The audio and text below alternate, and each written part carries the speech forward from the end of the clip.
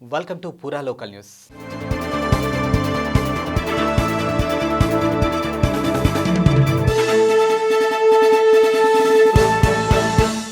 రానున్న లోక్సభ ఎన్నికల బరిలో బీఆర్ఎస్ కార్యనిర్వాహక అధ్యక్షుడు కేటీఆర్ను బరిలోకి దింపాలని పార్టీ యోచిస్తున్నట్లు తెలుస్తుంది. మల్కాజ్గిరి లేదంటే సికింద్రాబాద్ నుంచి ఆయన్ను నిలబెట్టాలని నిర్ణయించినట్లు సమాచారం. ఇక లోక్సభకు పోటీ చేసే విషయంపై కేటీఆర్ ఓకే చెప్పకపోయినా నో అని మాత్రం చెప్పలేదని పార్టీ వర్గాలు తెలిపాయి.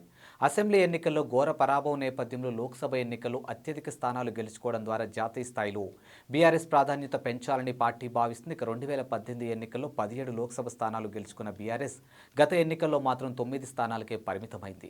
ఇటీవలే జరిగినటువంటి అసెంబ్లీ ఎన్నికల్లో బీఆర్ఎస్ 7 లోక్సభ స్థానాల పరిధిలోనే ఆధిక్యం సాధించింది. ఇందులో 3 స్వల్ప ఆధిక్యంలో ఉండగా 4 స్థానాల్లో మాత్రమే కాస్తంత ఎక్కువ ఆధిక్యం లభించింది.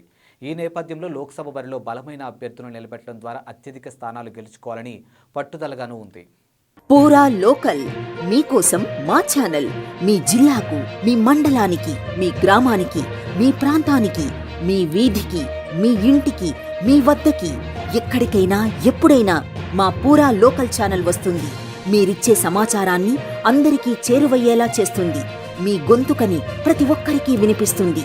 మీకు ఎల్లప్పుడూ అందుబాటులో ఉంటుంది మా పూరా లోకల్.